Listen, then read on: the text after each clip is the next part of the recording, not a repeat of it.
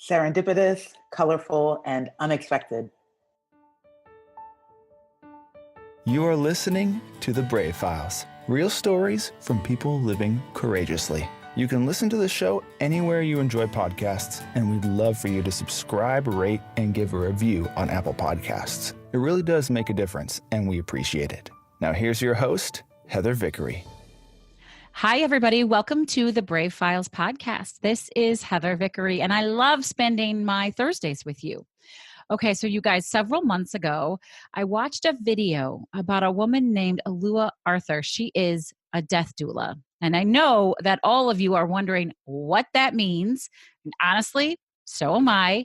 But I was so intrigued, and she's got this beautiful energy, and I could not wait. I pursued her relentlessly until she agreed to be on the show. And she's going to tell us all about what this means. But in her own words, I have heard her say that she feels most alive when she's helping people deal with death. Alua, welcome to the show. Hi, thank you. So we're trying something new, everybody. We can see, usually I don't do video, but Alua said, I really want to see you. I want to have this conversation with you. And I think that's such a part of her energy. So we're doing that and it's fun, and you are missing out on this beautiful face and this lovely, lovely energy. I am so excited to learn more about what I know what a doula is. And it's funny because people don't say I guess they do say birth doula, but usually you just drop that part and say doula. But tell us from a technical term what a death doula is. So technically, a death doula is a person that provides all of the non-medical care and support of the dying person and the family through the dying process. So we're doing a lot of emotional work. We're doing a lot of practical work. We're doing a lot of the behind the scenes stuff so that the person who's dying and the family can be as present and as supportive as possible. Okay, so are you working with only people who are sick and know that their expiration is coming, or people who are old? Like, how do the clients find you, and at what stage in their life cycle do you connect with them? I always say I work with anybody who's going to die one day because, all of us. I work particularly with 3 different segments, I'd say. When people are healthy and they've started to realize the fact that one day they're going to die and want to start doing something about it, not fighting death, but rather getting themselves prepared, I help them complete a end-of-life plan. So we'll talk about all the major things to consider when you're healthy and you're starting to think about getting prepared for the end of life. And then when people do know what it is that they're going to die of, meaning that they have an illness and the doctor said, hey, you're not going to recover from this, I help the family and the person kind of envision what a more peaceful dying would look like for them and do my best to help create it for them. I mean, obviously, that's a very high bar. It's more just about having a conversation and everybody staying engaged. And then after a death, I help family members wrap up the affairs of their loved one's life. So I do work with a lot of sick people. I also work with a lot of healthy people, and I'm working a lot with families. I'm working with families and loved ones, a circle of support.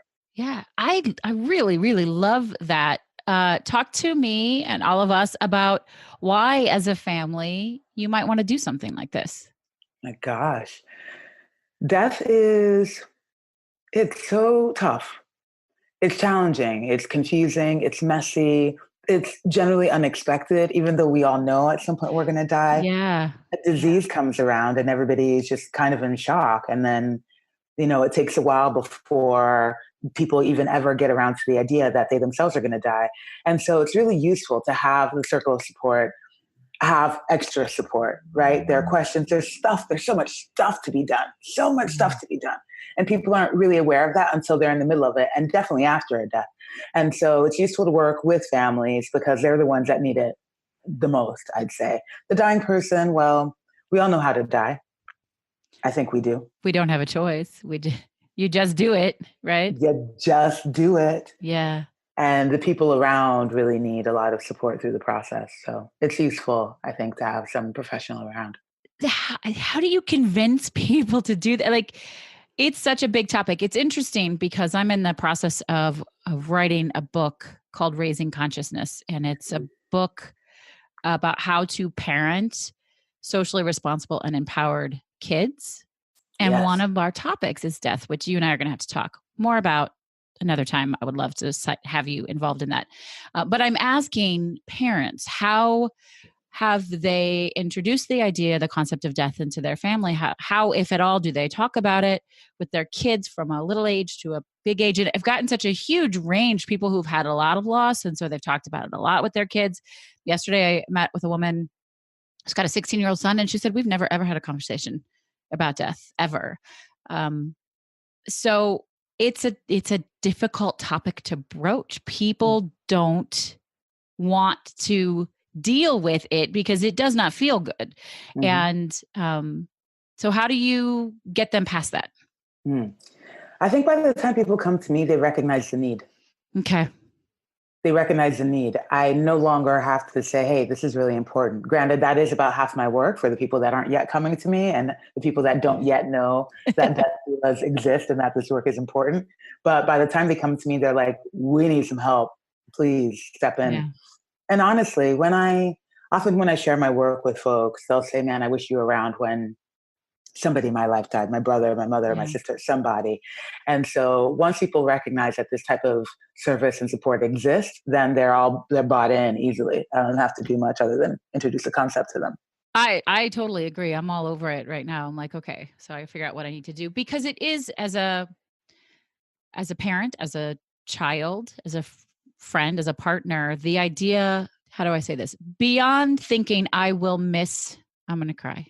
This happens a lot with you, doesn't it? Beyond thinking that I will miss the important moments of my child's life, the scariest part is that I will leave them with a mess, or they won't be prepared, or they won't know what they need to be okay.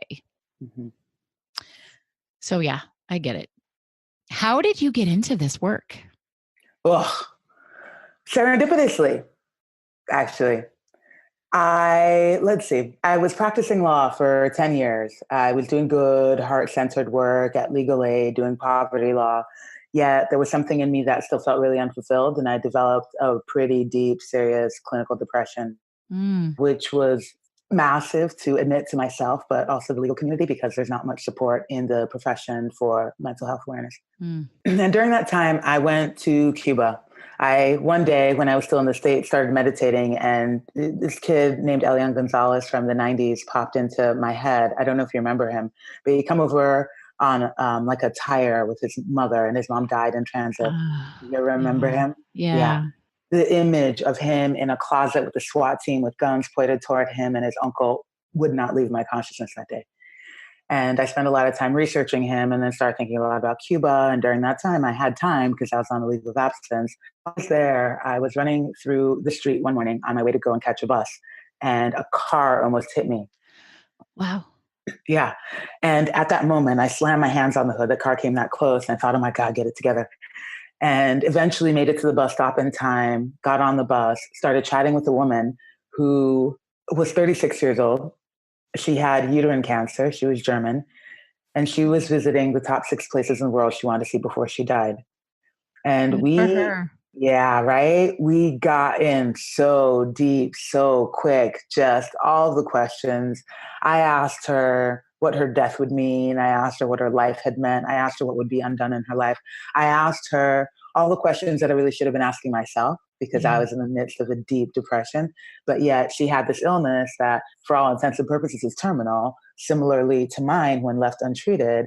Yet at that time, I couldn't take stock of my life in that way. I couldn't take stock of anything in that way. Yet I was totally comfortable talking to her about her death and her disease in that way.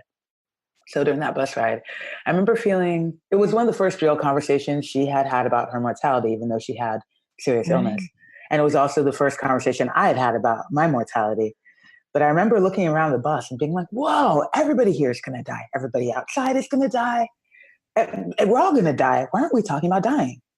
Why aren't we talking about dying? Right. So I got very clear on that bus ride that I wanted to support people as they prepare to die. Well, the beautiful serendipity of it is that later on, she stayed on the bus with me. We rode for 14 hours together, got to the guest house that I'd rented. And as we're going to bed that night, she said, hey, I hope this doesn't sound weird, but do you remember almost getting hit by a car earlier on? And I said, yes, why? And she had been in that car that almost hit me. Oh, wow. Yeah, 14 hours prior. in a whole different town. So I get chills every single time I think about it because it was really a crash collision with my work. I became fully focused, obsessed, excuse me, that day about how we die and how we could do it in other ways, how we could be in conversation about mortality consistently. That's beautiful. Thanks. Yeah. Thanks. One of my favorite people in the whole wide world is my cousin, Nikki. I hope she'll listen to this episode because she will be really intrigued.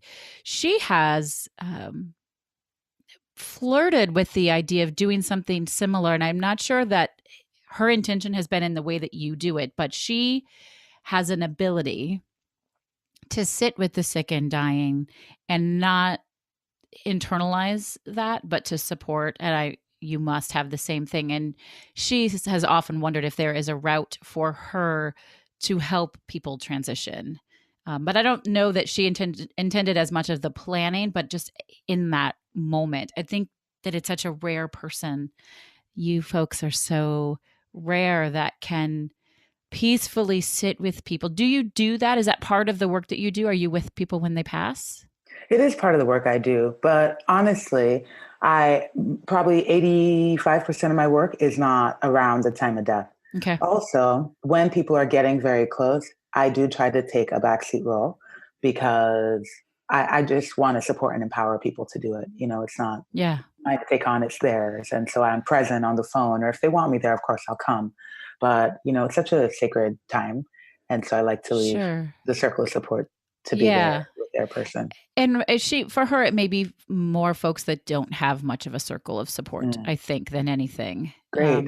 There's a program called No One Dies Alone that she might want to check in. No One Dies Alone. I love that. Yeah, we'll include that in the show notes because I do think that is powerful. But it takes a special person to sit with people in that moment because you do face your own mortality and you do think about losing your loved ones or leaving your loved ones behind. And that is a difficult spot to be in for a lot of people. I have two very treasured memories. Losing my grandmothers, which that sounds awful. Losing them was not a treasured memory, but the way that they were able to transition.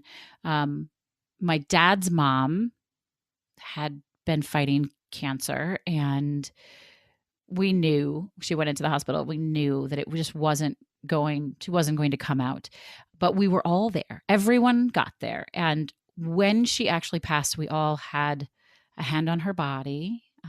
And she, we spoke to her and gave her permission to go. And there was so much love and peacefulness in the air. And I remember I was pregnant. So this was 14 and a half years ago now, because I was pregnant with my oldest child. And the last words that she'd ever said to me, we just had smartphones out and we had recorded her heartbeat from the ultrasound. And I said, "Grandmother, do you want to hear the baby's heartbeat?" And I played it. And her last words to me were, "Isn't that just the sweetest thing you've ever heard?" Oh, and then the next day she didn't speak anymore. Right. So, and then my mom's mom, who died about 3 years ago, she had a little bit more lead up. She also was sick, but she had the opportunity to say the things she wanted to say. And I'm wondering if this is part of the work that you do, is helping people figure out, where do you want to make amends? Where do you want to inject or insert something that you want to leave behind or change, right? Is that something you help people with? Yeah. Absolutely. Because, anybody who's listening knows me, I went through a major life transformation. I went through a divorce. I came out at the age of 38. It was a lot of stuff. And I think everybody expected my mom's mom to not be cool with it all, to not approve it. And the last conversation she and I ever had, she was able to say to me, is the best gift anyone's ever given me in my whole life. She was able to say to me, "Heather, I hope you know how proud I am of you. What you've done had to be very difficult and you are strong and brave. And I am so proud." Wow. Right? But I don't know that she could have been that person until she was dying. Yeah. Can you talk to that? I mean, am I imagining that, or is our ability to see more clearly or rationalize more, is that more present for us when we know death is imminent? In my experience, it is for sure. I think that similar to how flowers give off their strongest, most delicious scent, Mm-hmm. right, as they're dying, I think humans are kind of the same way. Not only like with the support of a death doula or somebody who understands, hey, there's probably some stuff that needs to get done here. Um, when there's consciousness brought to the process, we have an opportunity to do things like that, to say the really sweet things or to make amends or to handle the last little bit of legacy or say, this is what I really want to leave to you because we are aware that our time is going to soon be done. I think people can become their most full selves, even though physically they might not be as a result of disease. I think people can become their most full selves near the time of death because, I mean, what else are we saving it for at that point, right? There's nothing left to lose. That's right. Nothing Yeah. left to lose. So when I'm coaching people, I help them take a really realistic approach with things, break it down into small things so it doesn't seem overwhelming. And it's my understanding that that's sort of how you help people plan their death. Yeah. Yeah. Can you speak to that for a second? Exactly. So often when people come to me, they're like, man, or healthy people at least, I'm scared about my death. I have this fear of death. I don't know what to do. I don't know where to start. Rather than take them directly into a death meditation that has somebody like imagining their body in the grave, I start with the practical. That's such a morbid thought. I'm sorry. But, some people want to go straight for the gusto. Like some people want to go for it. And I'm like, all right, well, let's do it. But with a lot of other people, we start planning the practical things, start looking at healthcare decision making. Who do you want to make your decisions for you in the event that you can't?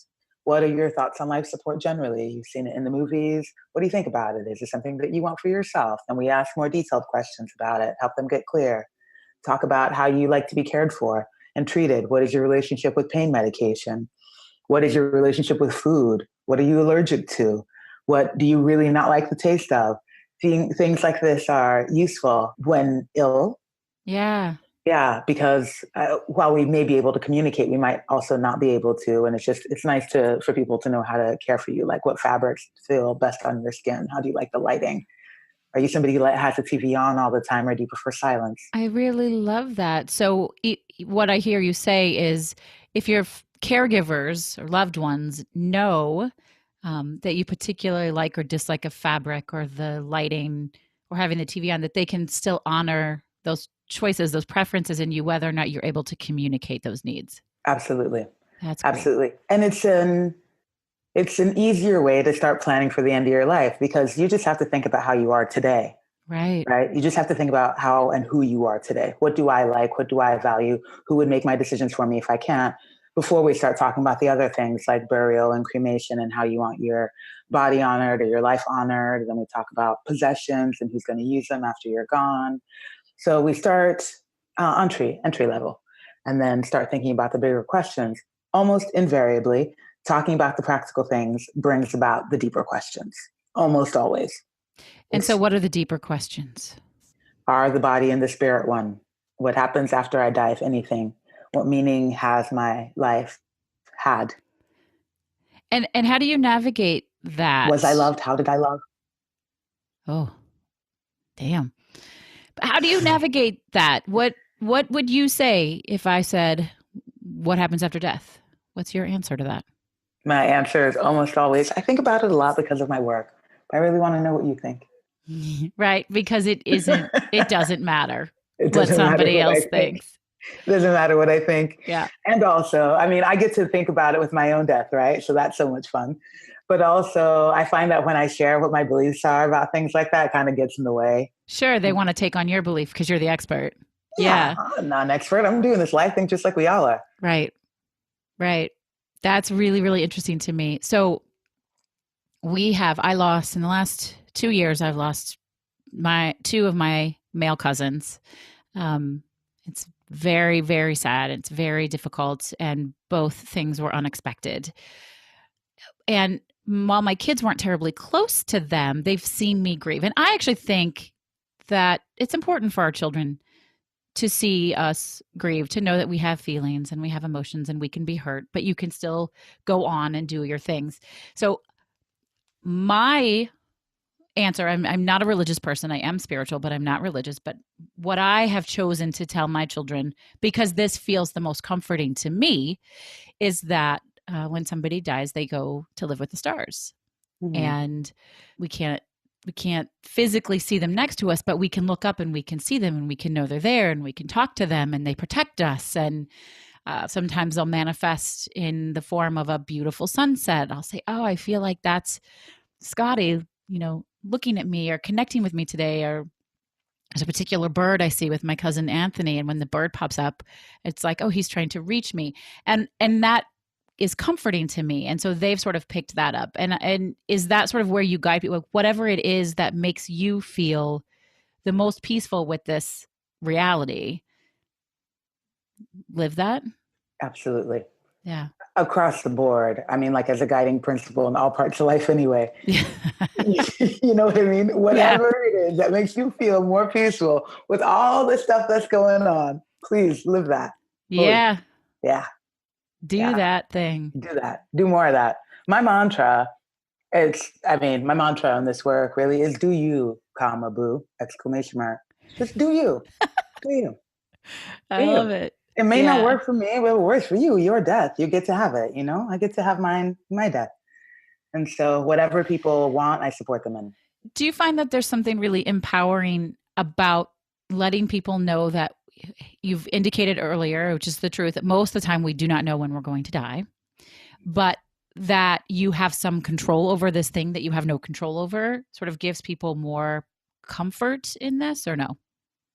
I think it's a false sense of comfort because I think it's a false sense of control. But I do think that there's a lot of value to be had in having the discussion and having the conversations about it. And so that's really my intention, is to talk about it. Creating a peaceful death it's a really high bar. You know what I mean? Yeah. Yeah. But if we're in discussion about it, if we're able to listen to a heartbeat of a baby, I mean, had you not known that she was dying, who knows that you would have actually done that, right? Right. So having opportunities like that because the dying is occurring is really what I'm hoping for. Let's be in conversation about it. And I also want to acknowledge you for talking to your kids about grief and allowing them to see you grieve, because that's something that I don't think enough people do. I think kids get it in a way that we don't give them credit for. Yeah. You don't want to frighten them, but also, they get scared of things too. And it's tricky with my cousin Anthony, who just passed over the summer. He left a young daughter behind, and my child, who's closest to her in age, like, this was really traumatic for her because, one day Haley's dad died. Mm. And what if one day her dad just died? Mm-hmm. And while we all know as grownups that there certainly is that possibility, I don't want them to roll through life terrified that at any moment their parent will be stripped from them. Yeah. I don't know. What would you say to my child in that situation? It's so tough because the reality is their parent could be stripped of them at any moment.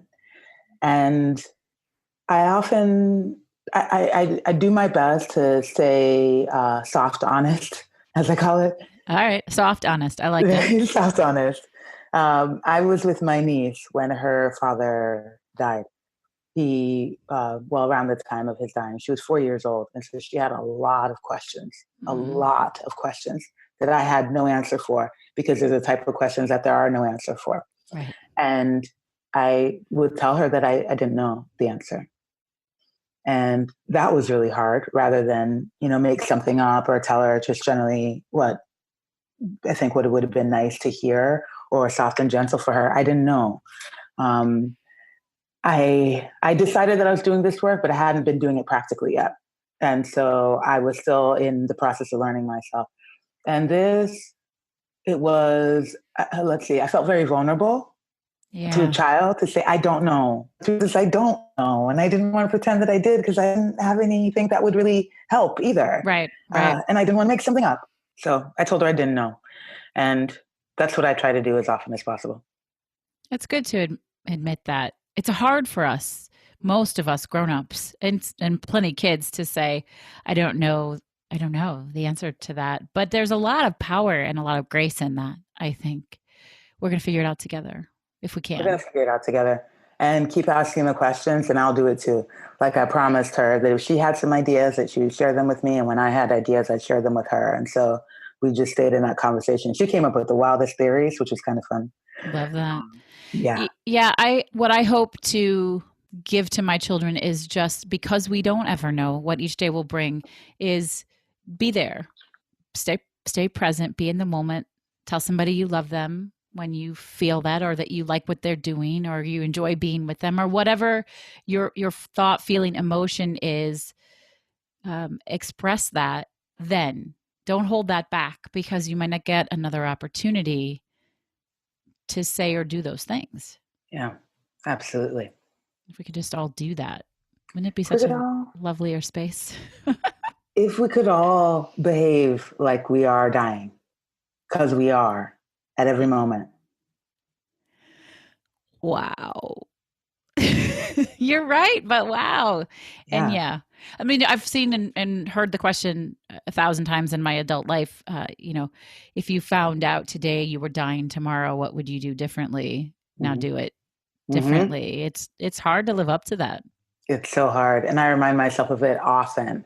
Or I even try to think like, if I was going to die later on today, what choice would I make, or how would I make this decision differently? I use it as like a decision making helper. That's I kind of mean, cool. yeah, benign things too, though, not just the big ones. But one day I could not tell for the life of me whether or not I wanted to go to a movie that afternoon. Such a silly little thing, but I just couldn't decide. Like, what do I feel like? I don't know. And I thought, okay, well, put yourself on your deathbed. If you were to die tonight, would you be glad you went to the movie, or would you be happy you stayed in and rested? I chose rest. Right? I'm like, yeah, you stay home. But everybody can have a different choice. I actually Yeah. really like that, because honestly, these are not big decisions. And so if you were to say, if it all of a sudden was a big decision, if it was the last thing you were ever going to do, how would you feel about it? Well, then your decision is much easier to make. So much easier to make. And then sometimes too, well, whenever I put myself on the deathbed, I always come up with like probably a series of three responses. Either it's going to matter a lot, I'll be glad I did it, I'll be sad that I didn't do it, or it won't have mattered at all. Yeah. That's really all it comes down to. And a lot of them fall on that it won't matter. Right. For sure. Absolutely. Some things just don't make a difference. Yeah. That's Yeah. really interesting. And it gets, I think, crystal clear when we're looking at it from our deathbed. I really value that perspective. Thank you for that gift. My pleasure. That's beautiful. So, as you've done this work, what would you say has been the biggest struggle? Death. Great. Thank you for that. You're welcome. On a couple of different levels. First, the fact that I'm constantly in the work of death, right? I'm talking about it all the time. I'm reading about it all the time. I'm talking about it nonstop. And people are like, oh my gosh, will you just give it a rest? I have a cousin who always jokes. He's like, hi, my name is Alua Arthur and you're going to die. And I'm like, yeah, true. Yeah. And I can't make any apologies about the fact that I talk about it incessantly. Not only do I find it very interesting, I also find it very necessary and important. Right. But So, what I appreciate, I want to let you finish that, but what I appreciate about you so much is that it's not a downer for you. no. Like you don't, for other people, they're like, oh, stop talking about it because it feels so negative to them. But that is not your perspective, and that is not what you teach people. No, I think that death is a very useful way to remind us how to live. In fact, it's the only way that like brings this experience of life into full, colorful, bright, sharp focus.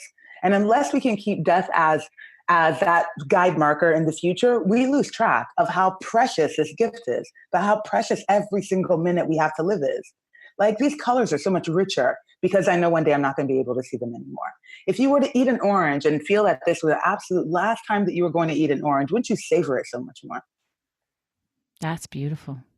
Yeah, death is an opportunity for us to engage with life if we choose, but we have to choose. Otherwise, it just becomes doom and gloom and I'm going to die. God. Yeah, I am. But also I'm going to die. Wow. I'm going to die. Okay. So what's the other biggest struggle? Because you said it's good. It's a lot to think about. I'm going to like go hug my loved ones, my Yeah, babies. So this, please.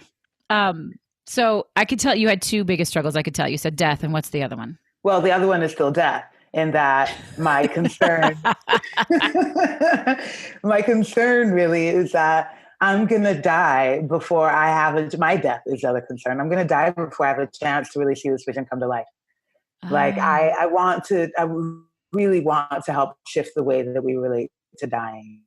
And yeah, I'm concerned I'm going to die before that really happens. So take your own advice, friend, and just like put your all in it and put that energy into it and do your thing and know that when your time is up, you've put it all out there. Yep. In fact, I won't be able to do any more anyway, so my time will be done. Exactly. My work will actually be complete.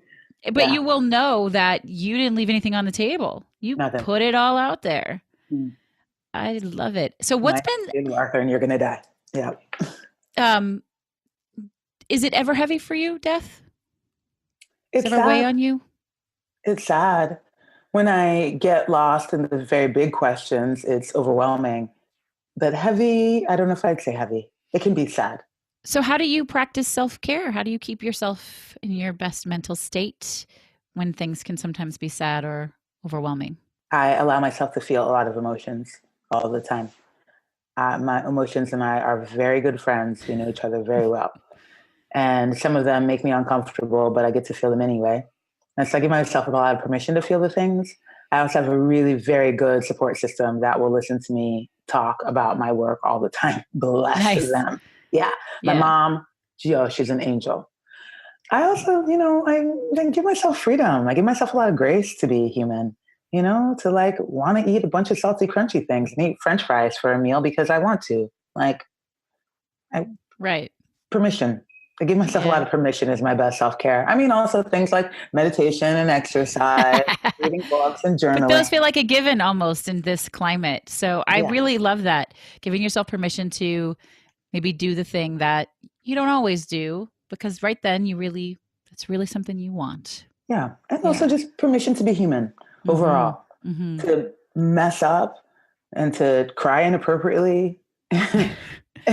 Make mistakes. Would you say that discovering death, and that sounds dumb because obviously we all know we're going to die, but discovering death the way you now know it saved your life from depression? Yeah. 100%. 100%. I was a shell of who I am now and of who I'd also had been. My body had become a room with just a tiny pinprick of light in it. I was not in this experience at all. I also wore black a lot and gray and blue, which is not like me. And now you're colorful. Every photo, video I've seen of you, even right now, you're in bright, beautiful colors. Color. Yeah, me too. Well, it's green today, but yes, I love color. That changed for me too, though.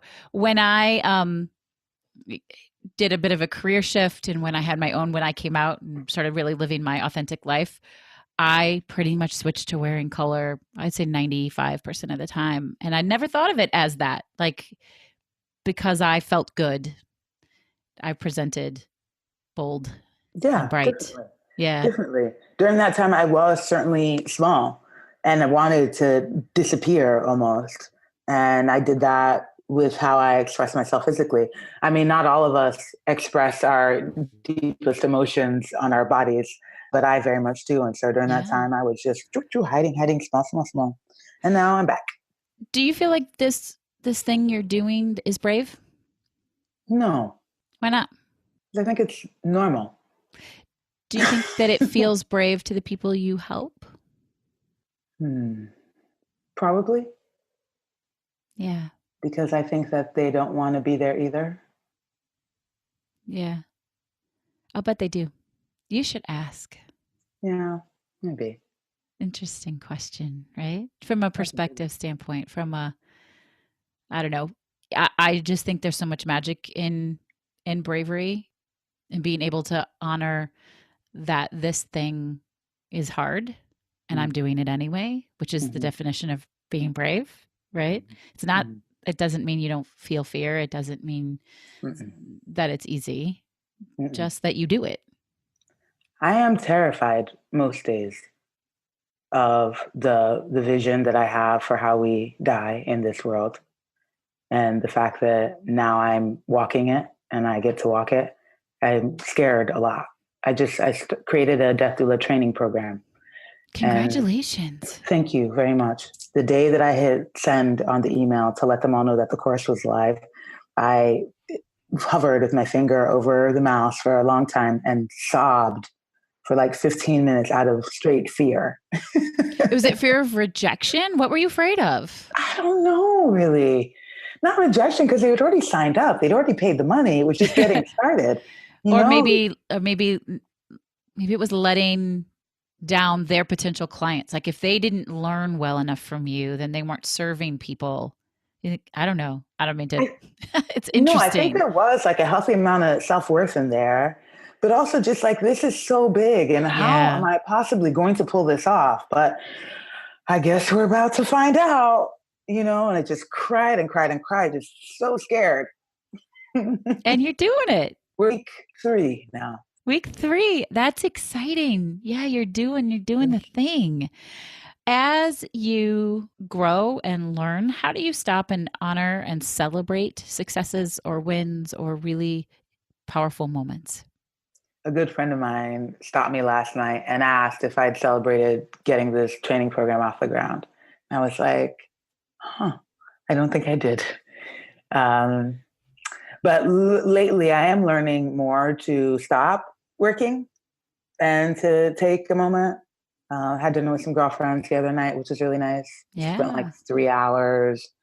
I talked only a little bit about work. That's how I feel about my kids. I can only talk a little bit about my kids. It's good. I just really think that celebration and / gratitude, which I believe are super hand in hand, are really powerful tools that we don't use often enough. And saying, I did this thing and it's good, or I helped this person and it's good. I feel good about this. Yeah. Sharing it or screaming it or dancing it out or, whatever. So yeah, I'm very much in the practice of celebrating other people's wins. Like a good friend of mine is a public defender, and she won a massive murder trial that she should not have. And I immediately went to the grocery store and bought 3 bottles of champagne for her. So apply that to yourself, my friend. Yeah, I saved one of them. And then the day that the training program got up, we drank it. Yeah, there you go. Yeah. Congratulations. That is really, really, really exciting. Well, I love it. I feel like I could talk to you for a very long time. Mm-hmm. You have just an incredible energy, but we should come to the close of the show. I do want to know what your favorite charitable organization is to support. Ooh, it's Little Angels Trust, which is an organization that supports children with cancer. And it's based out of Ghana, but they have a branch also in the UK. And you can find them on the internet and on Facebook. It's called Little Angels Trust, and it provides support for family members of kids that are living with cancer. So they'll be the charity of the week for next week. So we'll make sure that you can share that with them, give them lots of love. And you guys, I ask you this every week, but I really mean it. Go check out their stuff. So you can find the links on our show notes. Go learn more about them. If you know somebody who could benefit from them or support them, if you have anything to give financially, emotionally, spiritually, whatever it is, do that thing. Let's make the world better one little bit at a time. Yeah. Alua, will you share your 3 words with us one last time? My 3 words are serendipitous, colorful, and unexpected. Okay, so I love that both serendipitous and colorful came up in this conversation. Yeah. We speak to them quickly, and how you feel like they share your story. Well, and that there was a lot of serendipity in how I found death work, and me finding this work that was just going to do massive things to shift my life. Certainly colorful in that we talked about colors, but also just that my experiences seem very kind of out there. When I talk to people, it seems like I'm always doing weird things to them, but they seem totally normal for me. And unexpected in that I never would have expected that death would be the thing to bring me back to life. Yeah. Ever. That's awesome. I have so much to think about. I appreciate the opportunity to sort of shift my thinking and to maybe start to realize what's a big deal, what's not a big deal, a little more thoroughly, and inform how I live more colorfully. We'll use that term, right? And I'm going to go and check out more of what you do. It's so interesting to me. So I hope everybody will walk away from this interview and feel a tiny bit less afraid and more able to let an eventuality of death inform really living truly and thoroughly and deeply. That's the best we can hope for. Thank you for being here. This was spectacular. Thank you so much, Heather. I really enjoyed talking to you too. All right, everybody. This has been extraordinary. I know that it's been impactful for you. I've got a lot to think about, to sit with moving forward. I want to remind you that we are here every Thursday, and I need your help. I need you to subscribe, rate, and review the show and share it with your friends.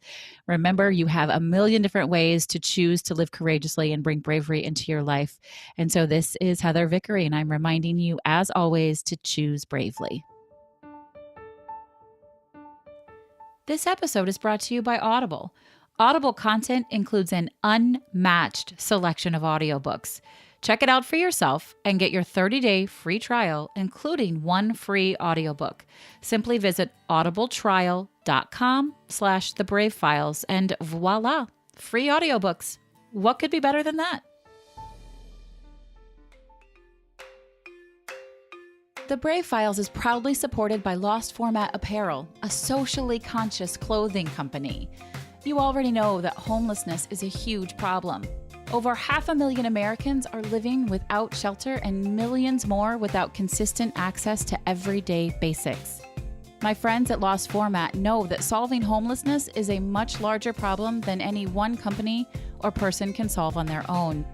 It requires teamwork, sacrifice, strength, and building communities through personal and professional relationships. And isn't that exactly what the Brave Files podcast is all about? That's why I'm proud to say that the Brave Files has partnered with Lost Format, and together we're working to change the face of consumerism in addressing homelessness. You can now get one of two fantastic shirts custom designed specifically for the Brave Files. Each order goes towards providing necessities to the homeless. We have one shirt that, of course, says "Choose Bravely," and another that reminds you that brave is always greater than fearless. Head on over to vickeryandco.com/store to see both beautiful shirts and to check out the entire product line from Lost Format. All of their stuff is super soft and comfortable and has an amazing fit. Use promo code BRAVE to get 10% off of your Brave Files custom t-shirts. And if you have an order over $30, your shipping is free. I choose bravely to take the plunge to help solve homelessness. Are you with me? Thank you for listening to The Brave Files. Be sure to visit thebravefilespodcast.com to access the show notes and discover fantastic bonus content. Music composed and produced by Matt Lewis of Union Music, LLC.